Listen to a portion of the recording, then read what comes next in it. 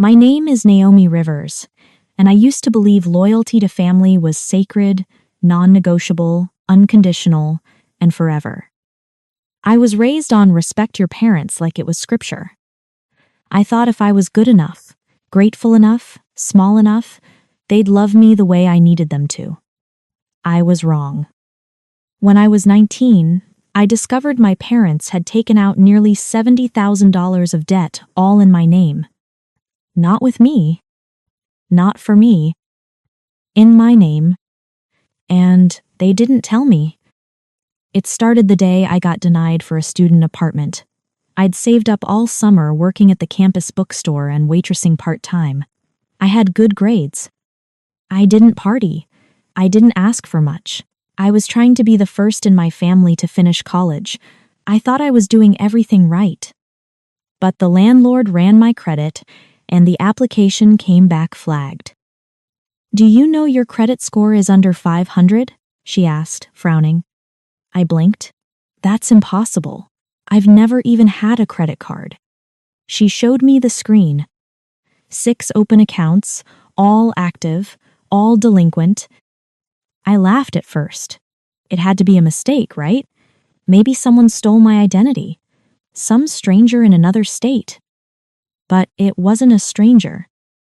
It was my mom. That night, I sat on my childhood bed, clutching the printouts from Credit Karma, heart pounding.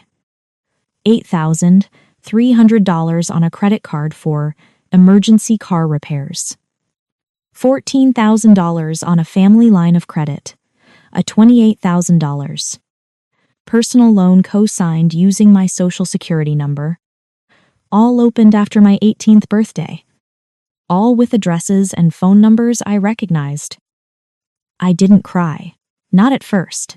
I just felt hollow, like someone had quietly broken into my future and started selling it off, one piece at a time. When I confronted them, they didn't even flinch. "You live under our roof. You benefit from what we do," my father said, as if that made it okay. Mom waved it off. "We just needed help to float some expenses. We plan to pay it off. It's not a big deal." "Not a big deal?" I choked. "You stole my name." Dad looked annoyed. "You're being dramatic. It's all in the family." In the family. As if that made it legal. As if that made it right. I moved out a month later. I didn't slam the door. I didn't scream. I didn't tell extended family what they'd done. I just left. I couch surfed for a while. Stayed with a friend who lived 3 buses away from campus. I picked up another job cleaning offices on weekends. My grades dropped. My savings disappeared. And every month, another letter showed up: collections, threats, interest piling up like rot. They ruined my credit before I even had a chance to build it. And they never once apologized. "No, we're sorry." "No, let us fix it." Just silence. 2 years later, I saw them on Facebook. On a cruise. Mom in a floppy sun hat, holding a mimosa, Dad in a Hawaiian shirt, #retirement goals. Retirement. They were preparing for early retirement while I was maxing out payment plans trying to keep one utility on. That's when something shifted in me. Not a snap, not rage. It was something colder. Something slower. Resolve. If they could take from me without blinking my name, my credit, my future, then I could take something back. Not loudly. Not violently. But completely. I would make sure they lost everything they built with my stolen name. And they would never know it was me. I didn't start with anger. I started with a notebook. A plain, spiral-bound one I bought from the dollar store, black cover, college ruled. I wrote their names on the first page. Leda Rivers, mother. Gary Rivers, father. Underneath, in careful block letters, I wrote, "They stole my name. Now I will take back my future." This wasn't about destruction. Not at first. This was about reclamation. My parents had hijacked my life while calling it help. I wasn't going to scream into the void about it. I wasn't going to confront them again. That route only made them feel powerful. No, I was going to make them feel helpless. And it would start with understanding how they lived. Step 1. Research. Quiet, thorough, invasive. I already knew the public stuff. They ran a small real estate staging business. My mom handled the decorating, my dad the invoices and logistics. The business was registered under Rivers Design and Prep, LLC. A quick online search showed they had a modest Yelp presence, a Facebook page, and a 4.2-star rating. Their website was bare bones, but functional photos of luxury condos they'd staged, smiling reviews from agents, a family-owned, trusted, since 2005 tagline that made my stomach twist. Their names were on the LLC, but the business checking account, registered to my dad only. Mom had an Etsy store on the side, selling coastal farmhouse decor she probably made in the garage with a glue gun. She called it a passion project, but it was doing well, better than I'd expected. People loved custom signs that said things like, "Home is where the wine is." Gross. I compiled everything social media, bank details they'd once carelessly left logged in on our shared home computer, every address tied to their P.O. boxes, client lists they bragged about on Facebook. I made folders, charts, timelines. For months, I watched. Silently. Step 2, patterns, weaknesses, vulnerabilities. I learned their busiest seasons, spring and fall. When the housing market was hot, their calendar was full. If a staging was delayed or botched, it could cost their clients thousands, and reputation was everything. They had 2 major supplier accounts, one for furniture rental, one for props and accent pieces. They relied heavily on local realtors to refer clients their way. My mom had always been charming at parties. She knew how to talk herself into people's trust. I'd watched her do it for years. But I also knew she wasn't careful. She gossiped. She complained. She overshared in DMs when she was drunk. I created a fake Facebook profile, a real estate agent with a full digital presence, complete with staged listings and glowing reviews. I named her Alyssa Green, a perfectly bland woman with straight blonde hair, a Yorkie named Lacey, and a love of oat milk lattes. Alyssa messaged my mom one night after a few posts in a local realtor group. "Hi, Linda. I've heard amazing things about your staging work. Would love to connect. I'm expanding my listings on the east side and looking for fresh vendors." My mom responded in 10 minutes. She always loved attention from women she thought were classy professionals. Alyssa was exactly her type, complimentary, polished, non-threatening. Within a week, they were exchanging vendor horror stories, small business drama, and casual industry tea. Within 3, Linda told Alyssa all about their most lucrative client, how much they charge them, and which warehouse they use under the table to avoid paying retail markup. I wrote it all down. My mother had no idea she was giving a fake woman the keys to her kingdom. Step 3, testing the temperature. Before I made any real moves, I needed to test how fragile their network was. A few well-placed whispers in a realtor Facebook group under Alyssa's name did the trick. Anyone else had delays with Rivers Design lately? One of my clients said they were overcharged and had a scratched dining table. 2 hours later, my mom posted frantically defending herself. 4 hours later, 2 other agents chimed in, not with confirmations, but with hesitation. "I've worked with them before. Not bad, but communication's been slipping." I noticed that too.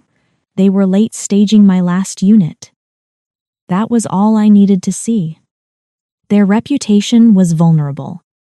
It didn't take much, just suggestion, just the tiniest seed of doubt. And it grew quickly. During all this, I was still paying off the debt, still working 2 jobs, still budgeting grocery money down to the dollar. And they were still posting about weekend markets, date nights, and how excited they were for their early retirement plan in 2 years. 2 years. They were going to sell the business and move to a beach town in Oregon. My mom had already picked out a cottage on Zillow. I took a screenshot. Because I wasn't just going to watch it fall apart. I was going to make sure they never even saw it coming. Revenge isn't always fire and fury. Sometimes it's the slow burn, the quiet decay, the kind of sabotage that never screams, it just whispers until everything collapses. That's what I wanted for my parents. I didn't need them to cry. I didn't want them to go to jail. I just wanted them to slowly, helplessly watch their empire dissolve. The same way I had watched my financial future disintegrate at 19 without ever being asked. So I started small. So small it looked like life. Their biggest client, Callaway Realty, ran 5 listings a month. My parents staged every single one. The company loved them because they were reliable, affordable, and local. But Callaway was also image-obsessed. And that meant, if even a hint of scandal touched Rivers' design, they'd cut them off fast. I sent an anonymous complaint to Callaway's compliance email. Not a wild accusation, just subtle, believable, and unverifiable. Hi, just wanted to flag a concern. I've noticed a few Rivers staging pieces look suspiciously similar to some West Elm inventory that went missing during our liquidation. Could be a coincidence, but might be worth looking into. Feel free to delete this if it's nothing. No signature, no details, just enough to spark discomfort. 1 week later, my mom told Alyssa, my fake realtor profile, in a DM that Callaway had suddenly gone cold. Weird vibes lately. They keep delaying walkthroughs. Something's off. I smiled. That was one. Next, I turned to their furniture supplier. I created another fake profile this time, a frazzled, angry landlord who claimed Rivers' design had scratched her hardwood floors during a pickup. Left gouges near the French doors, and now they're dodging my calls. Terrible service. I posted it on a local neighborhood forum next door, under a burner Gmail. The supplier saw it. They responded defensively, but I noticed Rivers' design disappeared from their preferred partners list a week later. Then came the email. My mom posted it in a private Facebook group. Can anyone recommend a new staging supplier? Ours just pulled our priority contract with no notice. That was 2. The next move was riskier. It involved money, timing, and something I'd been tracking for months, their property taxes. They owned their home free and clear, but their business property, a small warehouse in the industrial district, they were behind. Not by much, just 2 months. Probably thought it wasn't a big deal. But in our state, if you're delinquent more than 90 days, your property gets flagged for public tax auction. So I called in a favor. My roommate's brother was an intern at the county clerk's office. All I asked him to do was prioritize review of late commercial filings. Nothing illegal. Just administrative red tape. That kicked off a review of their business property. Within 2 weeks, they got a notice of intent to auction if payment wasn't received in full. I didn't even need to push further, because when you're already under pressure, even a neutral letter in the mail feels like a threat. They scrambled. I watched them post in another group. Does anyone know if the county makes errors on commercial property notices? We swear we paid this quarter. That was 3. Each strike was invisible. There was no screaming match, No police report, no public meltdown. Just friction, doubt, delay, distrust. By the time my dad started snapping at my mom online, leaving passive-aggressive comments on her Etsy shop updates, I knew it was working. They weren't thriving anymore.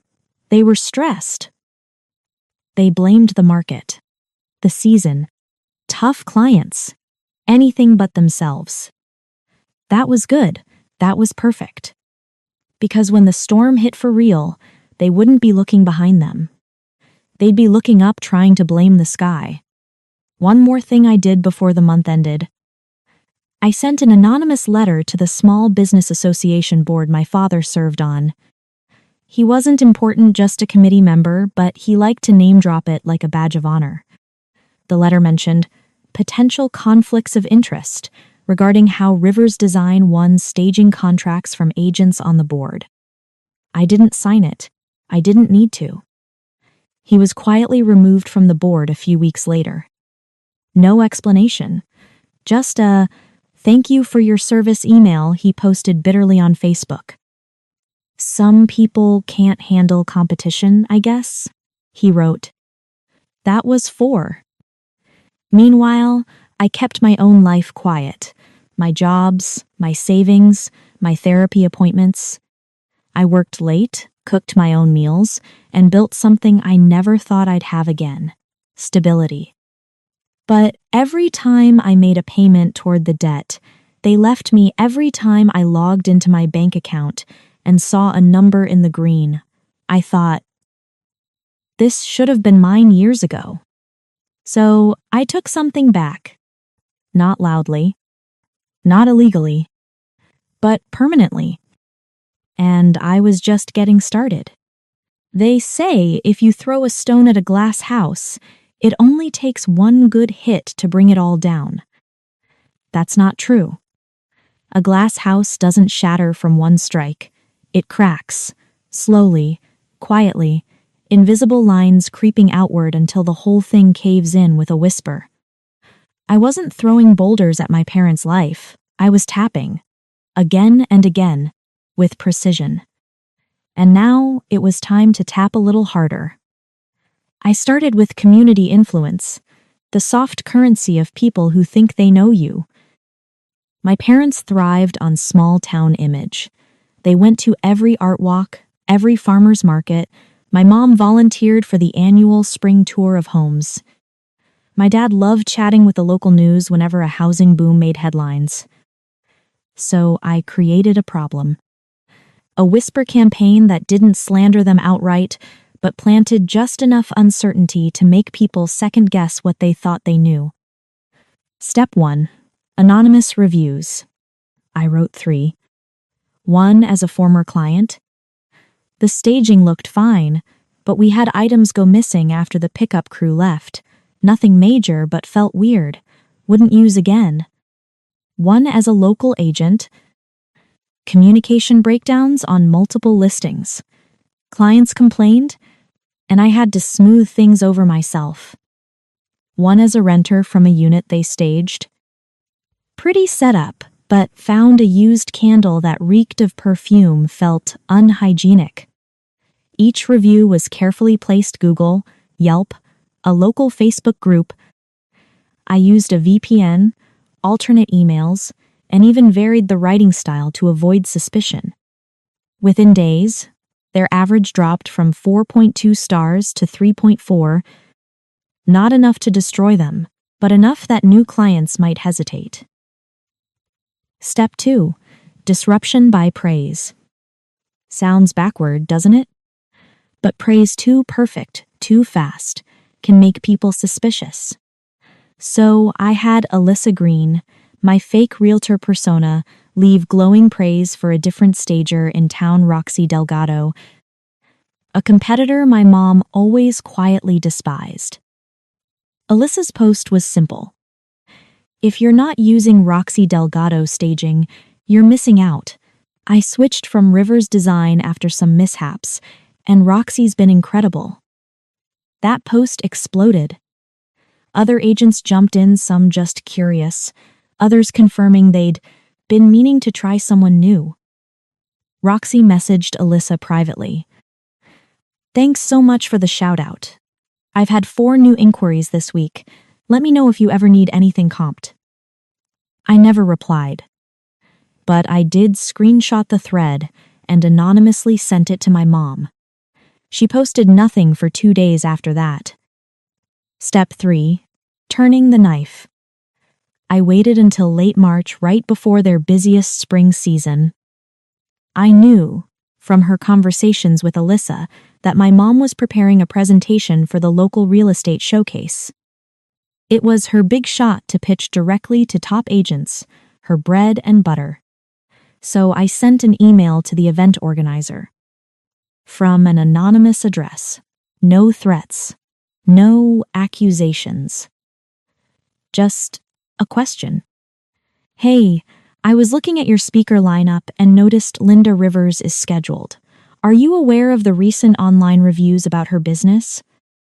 A few realtors I know have had concerns. Just wanted to flag in case you weren't aware." 2 days later, my mom was quietly dropped from the panel. No explanation, just a change in programming. She posted something vague on her business page. "Sometimes people are threatened by success. That's okay. We rise above." But I saw it. The crack. The panic behind her filtered selfies. The forced positivity. The way she edited her captions 3 times before settling on one that didn't sound too desperate. She knew something was wrong. But she still thought it was the wind. The final piece that month was subtle, but critical. Isolation. I started whispering to people who were already predisposed to question her. I used burner accounts on real estate forums, small town groups, even Etsy Facebook seller threads. Is it true Linda's staging business is being audited? Someone told me she used her daughter's credit to open lines of credit. Not confirmed, but yikes. Just a heads up, I heard a rumor she's being investigated for misusing vendor accounts. None of it was phrased as fact. It was always, someone said, "I heard, just checking." That's the power of suggestion. It doesn't need to be true. It just needs to feel possible. And with the reviews, the speaker cancellation, and the supplier drop-off already in place, people started believing. Not all, not publicly, but the ones who mattered, the agents, the vendors, the clients, they stepped back. By April, I heard my parents had lost 2 major contracts, one of which made up over 30% of their income the previous year. My dad told someone at the Chamber of Commerce meeting it was seasonal fluctuation. But I knew the truth. It wasn't a season. It was a slow, silent winter that would never end. You'd think I'd feel giddy, empowered, victorious. Instead, what I felt was quiet, calm, like standing on a frozen lake and knowing it's about to crack. I wasn't done yet, but I was close to the edge now. And when I finally pushed, they wouldn't even see me coming. By the end of April, the cracks in my parents' business weren't just spreading, they were beginning to split wide open. You could see it in the missed Instagram posts, the late responses to clients, the desperate tone shifts in my mom's Etsy updates, each one a little more frantic than the last. They still hadn't connected the dots. Still thought it was bad timing, or market pressure, or maybe that someone out there just doesn't like us. They were right. But they'd never guess it was me. Not the daughter they'd left with $70,000 in debt. Not the daughter they told to grow up when I begged for help. They took my name.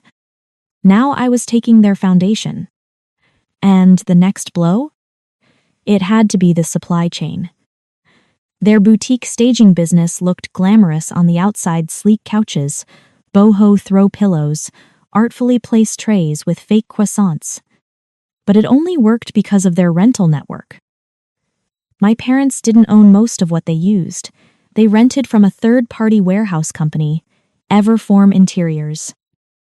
A small, family-run operation with just enough prestige to be trusted, and just enough small-town ego to be manipulated. So I posed as an event planner. I used a new name this time, Samantha Easton, and messaged Everform with a very serious, concerned tone. Hi there. I've worked with Rivers Design before, and while I know this is sensitive, I wanted to bring something to your attention privately.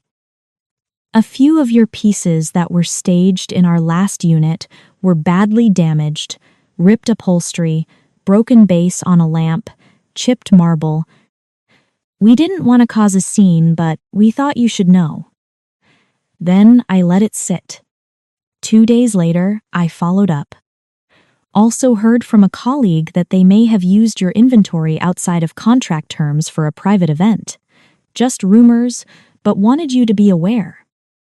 You've always been great to work with, and I'd hate to see you taken advantage of.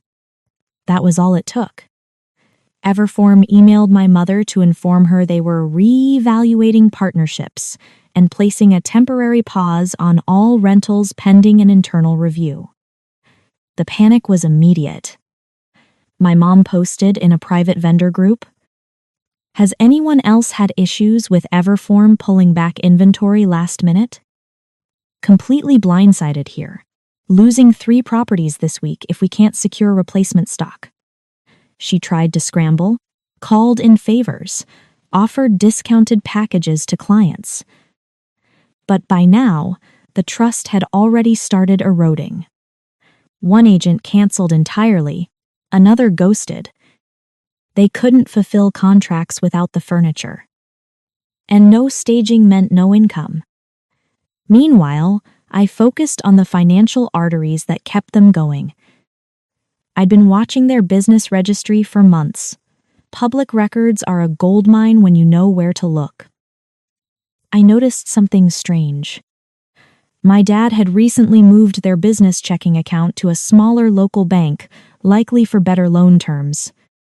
He'd even bragged online about supporting local finance. What he didn't realize was that smaller banks had tighter compliance officers. All I needed was to plant a seed of suspicion. So I made a call, posing again as a concerned vendor. "Hi, I just wanted to flag something I saw on a public listing. I noticed Rivers Design has several addresses tied to their business, and a few of them don't match up with their registered EIN. I'd hate for something shady to be going on. I've seen it before, people using shell addresses to shuffle money. Not saying that's the case here, but maybe worth a review?" The compliance officer was polite. She said they took these things seriously. I thanked her and hung up. Within a week, Rivers Design's business checking account was frozen for review due to address discrepancies and suspicion of document mismatches. How do I know? Because my mom tried to cash a check at the post office. And it bounced. The woman who once told me, "Just be responsible with your money," Naomi, was now posting in Etsy forums asking if anyone had experience with temporary account freezes. She used the phrase, "minor clerical setback." But I could tell this was devastating. No cash flow, no rentals, no client confidence. This was what collapse looked like. And it was just beginning. Now that their income and inventory were crumbling, I aimed for what held everything else together. Their website. I didn't hack it. I didn't need to. I simply reported it to their own hosting provider for multiple violations of stock photo use without proper attribution. They'd been using royalty-free interior shots and tagging them as client work, a minor infraction for most people. But not for businesses profiting off that imagery.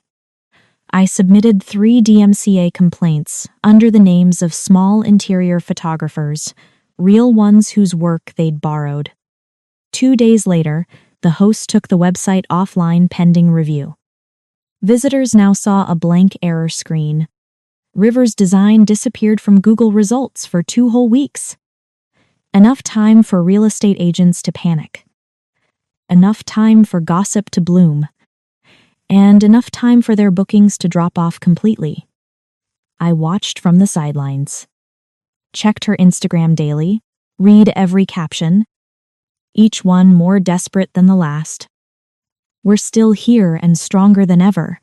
Website issues will be fixed soon. DM us for inquiries. So grateful for clients who stick with us even when life throws curveballs. Sometimes you just have to laugh and push through the storm. No one was laughing. Their empire was burning, and no one had thrown a single stone they could see. But the thing is, I didn't feel cruel. I felt clear.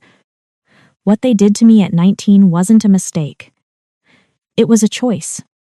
They lied, they manipulated, they stole. They built their comfort on my destruction. And now? They were finally learning what it felt like to lose something you didn't even know was being taken from you. The first time I saw my mother cry in public, it wasn't at a funeral. It wasn't at my graduation. It wasn't when she quietly signed me into debt at 19. It was in the frozen foods aisle of our local Target. She stood there gripping a cart with one hand and holding her phone with the other, her face blotchy and pale, lips trembling. I didn't mean to see her. I wasn't even there to watch. I was picking up almond milk and toothpaste. But fate? It has a sense of irony. She was talking to someone, loudly. He said, "We're not on the vendor list anymore." Said they've switched staging services permanently. What am I supposed to tell your father? I stopped, frozen behind a shelf of protein bars. Her voice cracked like thin glass. Everything we've built, they're acting like we're lepers. Then the tears came, messy, raw. The kind of sobs that can't be faked for sympathy. Not crocodile tears, not performance. Just real, human unraveling. And what I felt wasn't glee, wasn't revenge. It was quiet, like a switch had flipped. The rage, the years of betrayal, the acid in my stomach, every time I looked at my credit report, none of it was gone.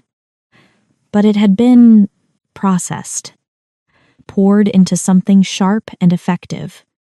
And now it was over. The damage was done. The business was bleeding. And my parents were finally standing where they'd left me.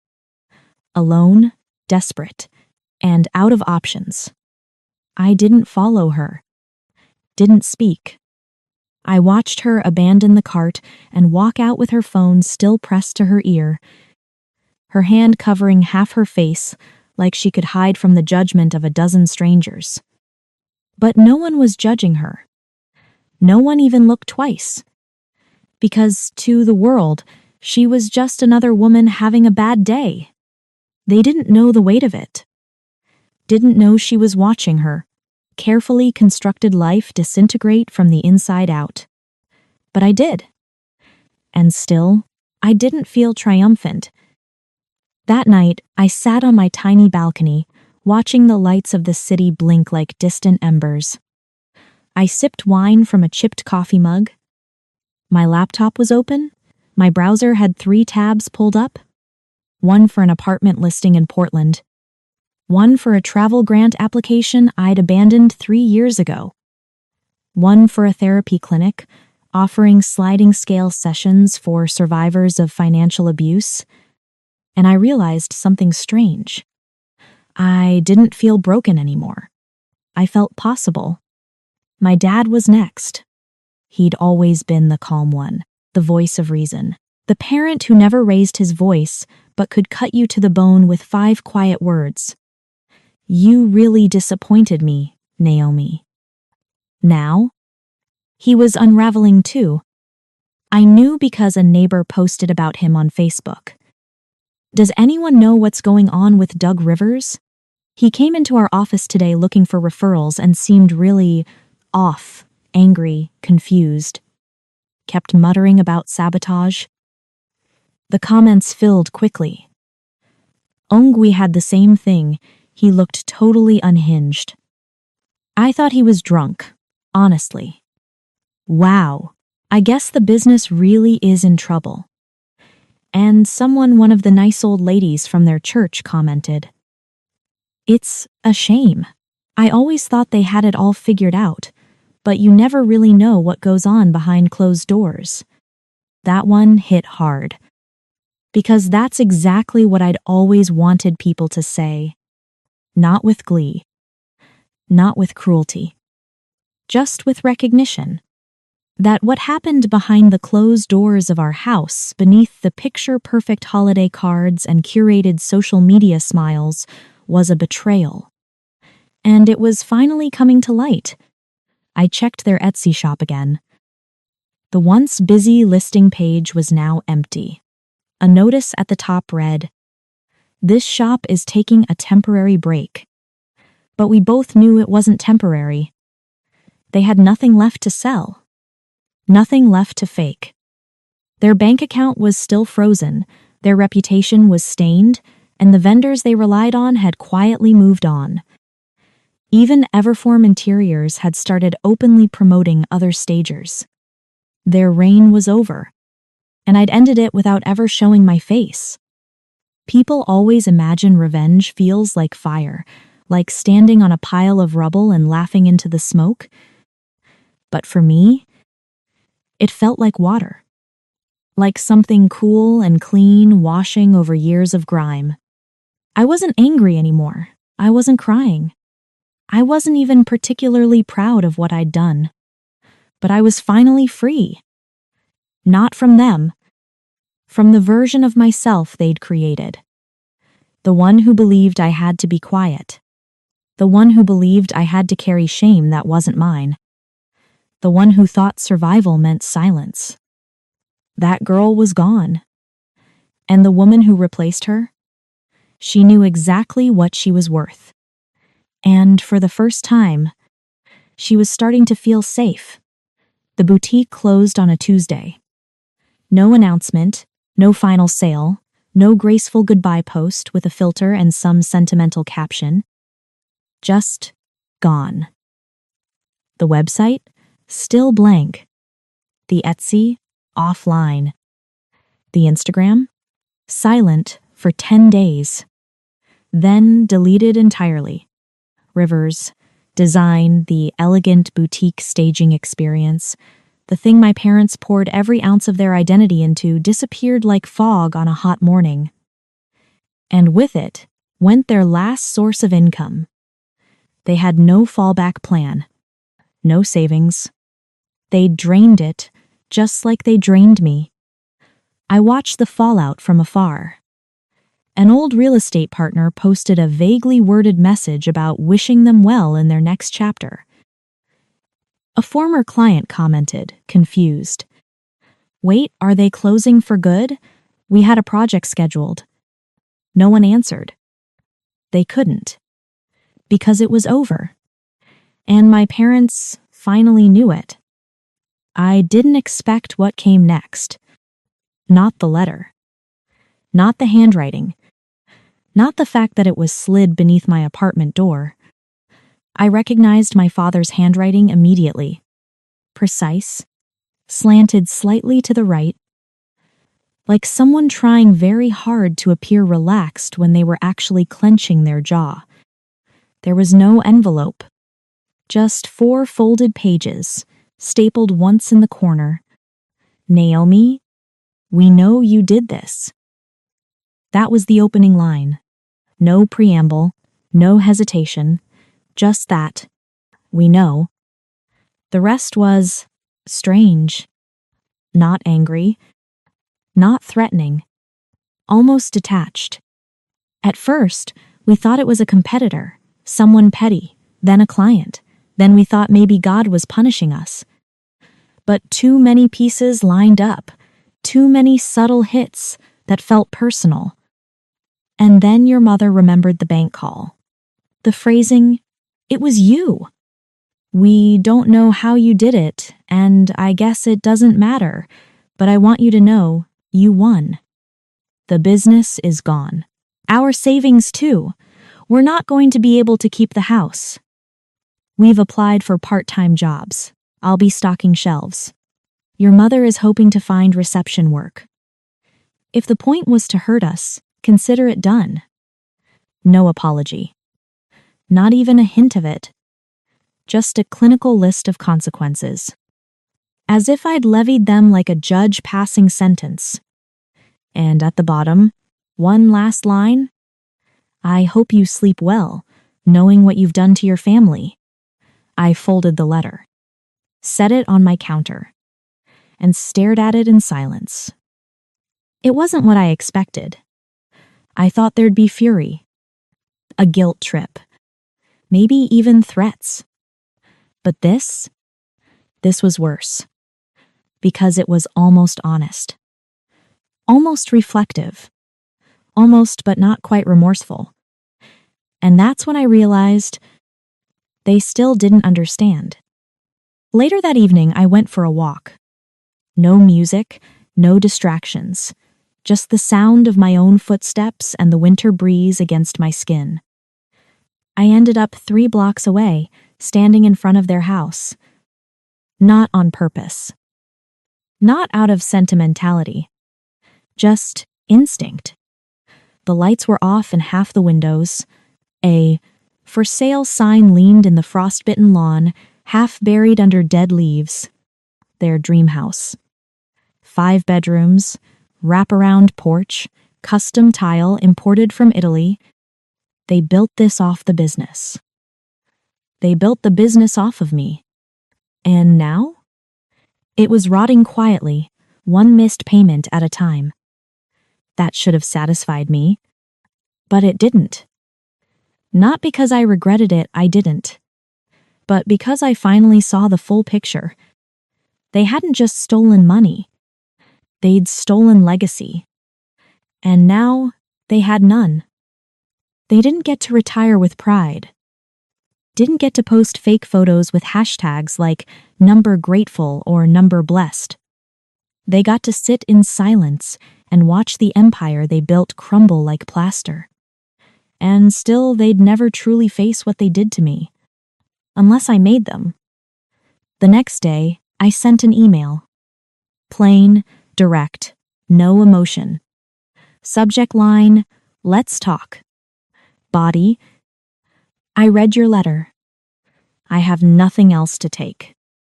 But if you want to talk, truly talk, as adults, I'll meet you this Friday, 4 p.m.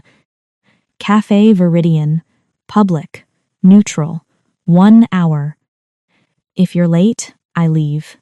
If you lie, I walk. Don't come if you're coming to manipulate. Naomi." I didn't check my email again that day. I didn't want to know if they were going to show. Friday came. I arrived at 3:55 and ordered peppermint tea. It was raining outside, soft, steady, not dramatic. The kind of rain that made everything feel heavier. 4-1, 4-3. At 4-7, the bell above the cafe door jingled. They walked in together. Smaller than I remembered. Older, tired in a way that no Instagram filter could hide. They spotted me immediately. My mom smiled reflexively, politely. My dad just nodded. They sat down slowly. Neither reached for my hands. Neither apologized. I didn't speak first. I wanted to see who they were now. My mother cleared her throat. "You look good." I raised an eyebrow. "You're 6 minutes late." She flushed. My father looked away. Silence stretched between us. Finally, he said, "We shouldn't have done what we did." "Not enough." I waited. "You deserved better," my mother added, "but we didn't know how to be better." Better? I thought of my credit score, my erased 20s, the jobs I'd worked just to survive, the therapy I paid for with interest because they'd maxed out the only card in my name. I thought of the panic attacks, of the day I couldn't pay rent, of the scholarship I lost because I had to pick up an extra shift. Better wasn't the word. You didn't not know how, I said quietly. You didn't want to try. Neither of them replied. You watched me drown for 5 years.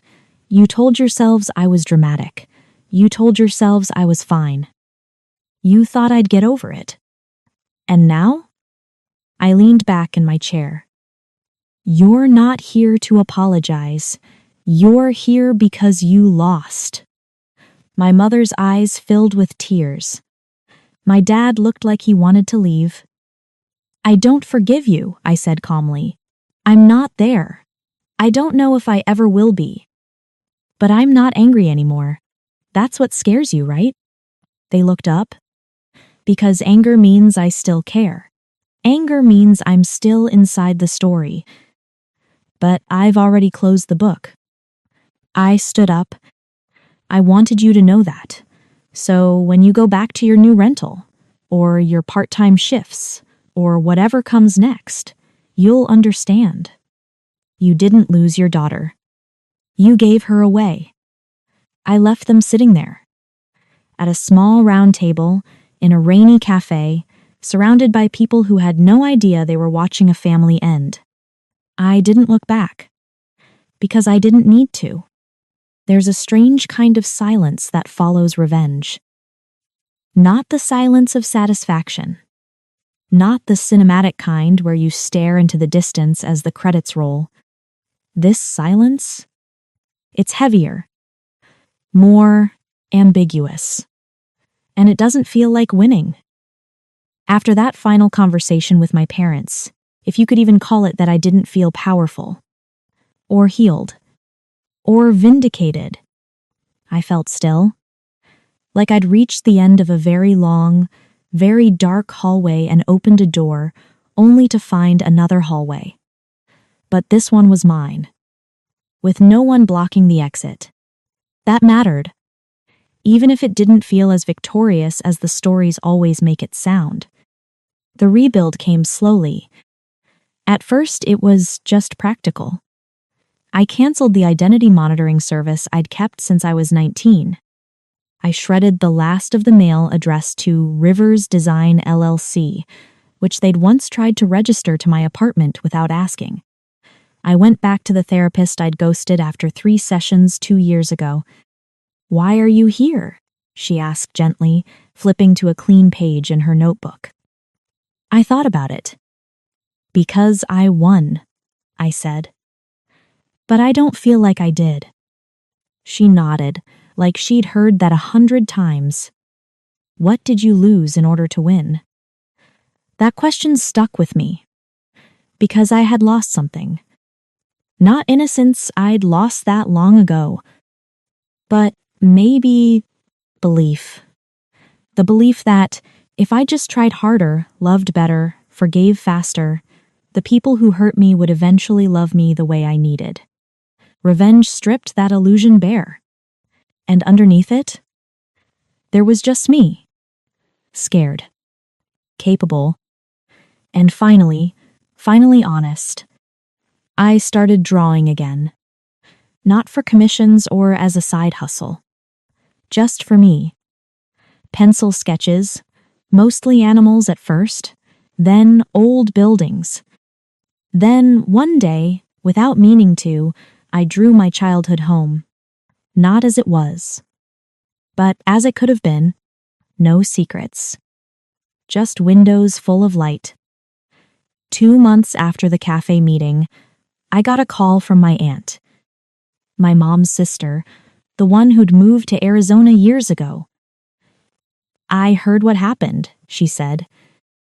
From them? From everyone. She didn't ask for details. Didn't fish for gossip. She just said, I'm proud of you. I think I cried more in that moment than I did during the whole unraveling of my parents' lives. Because it was the first time someone in the family saw me. Not as dramatic, not as rebellious, but as brave. Then came the letter. Not from my parents, from someone else entirely. It was handwritten, carefully worded, 3 pages long, from a girl named Tessa, a friend I hadn't seen since high school. We'd lost touch right after I dropped out of college when my life became too heavy to explain in texts. She'd seen my Etsy page, now my own, under my name, no longer entangled with theirs. She'd recognized my artwork. And somehow, she'd found me. I just wanted to say, she wrote, you were always the strong one, even when you didn't know it, and I'm so glad to see you reclaiming your voice. I sat with that letter for an hour, holding it like something sacred, because she wasn't talking about revenge. She was talking about resurrection. One morning, I got a text from my father. Just one line. I applied for a delivery job. No request. No passive-aggressive guilt. Just a statement of fact. And for the first time, I didn't feel the old instinct to respond. I didn't feel rage. I didn't feel pity. I felt done. Not in a cruel way. In a finished way. Like a door that gently closes with no wind behind it. Closure doesn't come in dramatic fashion. It doesn't march through the door with a trumpet. It tiptoes in while you're making tea on a random Wednesday, and you realize for the first time you're not flinching when you hear your last name. That you can talk about what happened without your voice shaking. That you no longer crave their apology because their absence is finally, blessedly silent. That you've built something no matter how small that's entirely yours. And that you can breathe. Really breathe. Without choking on everything they left behind. Healing isn't a clean line. It loops, breaks, curls in on itself like vines growing toward the sun but still tangled at the roots. Some mornings, I'd wake up with peace so full in my chest I could barely contain it. Other days, a song, a scent, or a glimpse of a font my mother used on her old boutique website would flatten me with grief so sudden it felt like a punch. That's the part no one tells you about revenge. It doesn't end with the collapse. It ends when you stop checking if they've noticed. And I had stopped. Not out of cruelty, but because I no longer needed to be witnessed in my pain to believe it was real. I started teaching art again. A community class at the local women's center. It was just 6 women. At first, most of them in their 30s and 40s, most of them quiet. Most of them carrying their own bruised stories behind soft smiles and chipped nail polish. We started with charcoal. No pressure, no technique, just movement. I told them, we're not here to make something pretty. We're here to make something true. They nodded like they understood. And they did. One of the women, Kendra, stayed after class one day. She lingered at the table, fiddling with a smudged sketch of a willow tree. It's stupid, she muttered. I don't even know why I drew this. I don't even like trees. I looked closer. The tree was knotted and lopsided, leaning hard to one side, but the roots were deep, strong. I asked, do you feel like this tree? She hesitated, then nodded. I keep bending for people who would never break for me. That hit so deep, I forgot how to respond. But I didn't need to. She smiled at me like we shared the same secret. Because we did.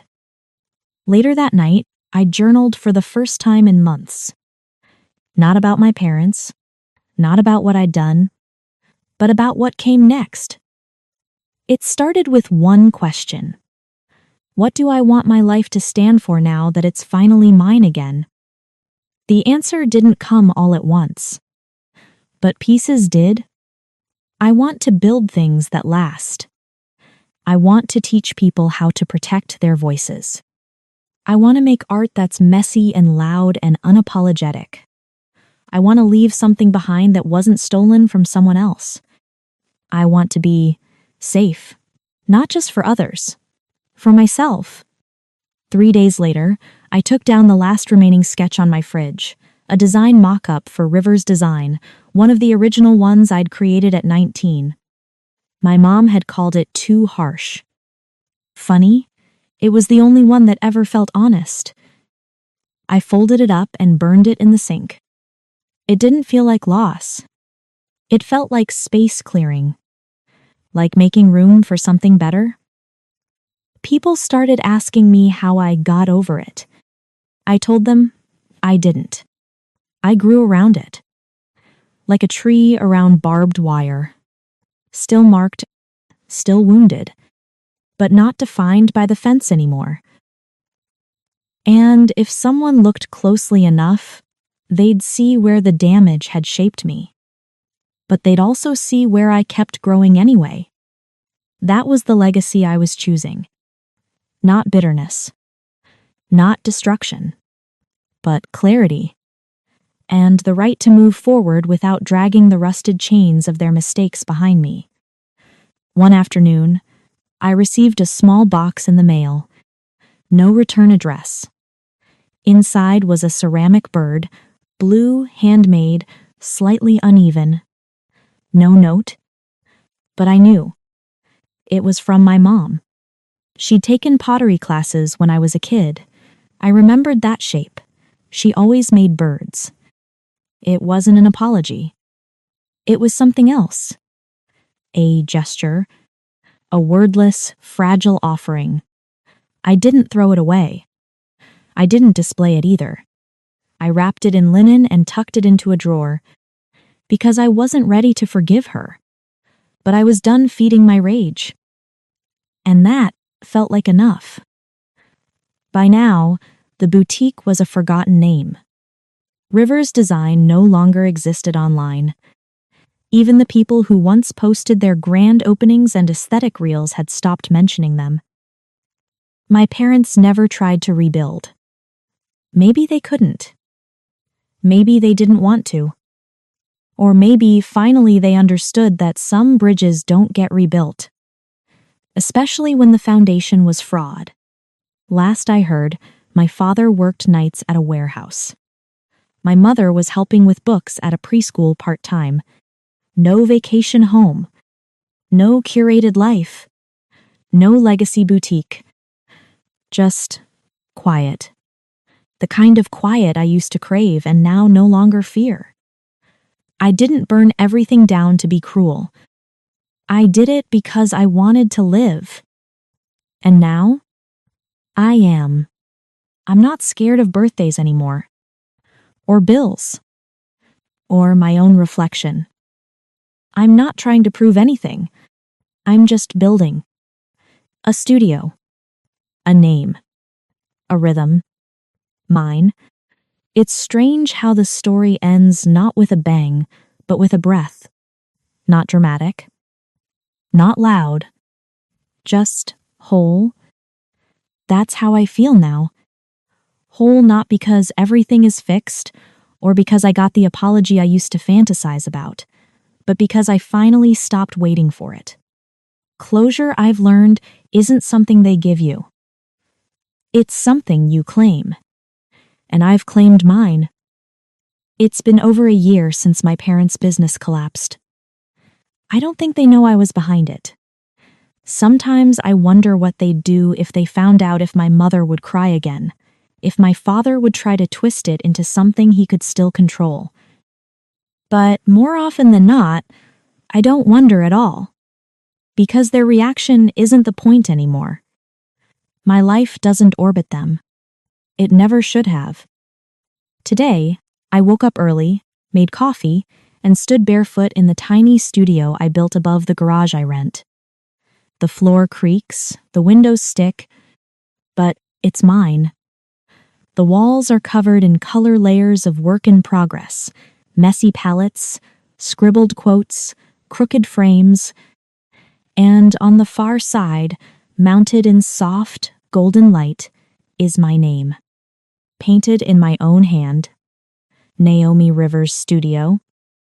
Not a brand, not a family name, not a borrowed identity, just me. Last week, I spoke at a local event for young women launching creative businesses. I wasn't supposed to. The keynote canceled last minute, and the organizer who happened to buy one of my prints last fall asked if I could fill in. I almost said no, but something in me whispered, "This is where you give the story away."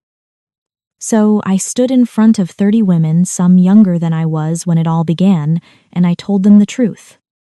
Not the scandalous version. Not the revenge fantasy. But the honest one. I told them how it feels to be betrayed by people who call it love. How to start over when your name is stained. How to stop needing permission to protect yourself. Sometimes healing means burning the bridge, I said. Not to punish them, but to finally stop walking back to the fire. They didn't clap at first. They stood, every single one. And that moment, that was the win. Not the collapse of a boutique. Not the unraveling of my parents' curated life. That. 30 women standing for their own stories, maybe a little taller now. That was the legacy I wanted. To anyone listening, reading, watching, however you found this, if someone once made you feel small for needing fairness, if they called your silence loyalty and your anger betrayal, if they convinced you that love is something you earn by being less of yourself, I'm here to tell you, you don't owe them your ruin. You can break the cycle. You can leave the table. You can build a life so rich in truth, their absence no longer echoes. I'm not saying it's easy. I'm saying it's worth it. Because somewhere beyond the guilt, and the fear, and the lies that wore your name like a mask, there is still you, whole, unapologetic, and free. I still get letters, DMs, emails, messages from people who say, "I thought I was the only one," or "I didn't know it was okay to walk away from family." You are not alone, and it is okay. Blood is not the definition of love. Obligation is not the same as devotion. And silence is not strength, it's just survival, until you find your voice again. If I could go back and say one thing to the 19-year-old girl crying over a denied apartment application, I'd hold her face in my hands and whisper, "They lied about who you are, but you get to decide who you'll become." And she would survive, because she already did. I'm Naomi Rivers. And this is how I got my name back. Not with vengeance, not with forgiveness, but with truth. And if you're still carrying the weight of someone else's choices, you can put it down now. You don't need their permission, only your own. Thank you for staying with me through this story. If it resonated with you, hit that like button, subscribe, or share it with someone who might need to hear it. And if you've ever had to choose peace over people, type "I choose me" in the comments. Let's remind each other we're not alone. Until next time, take care of you. You deserve it.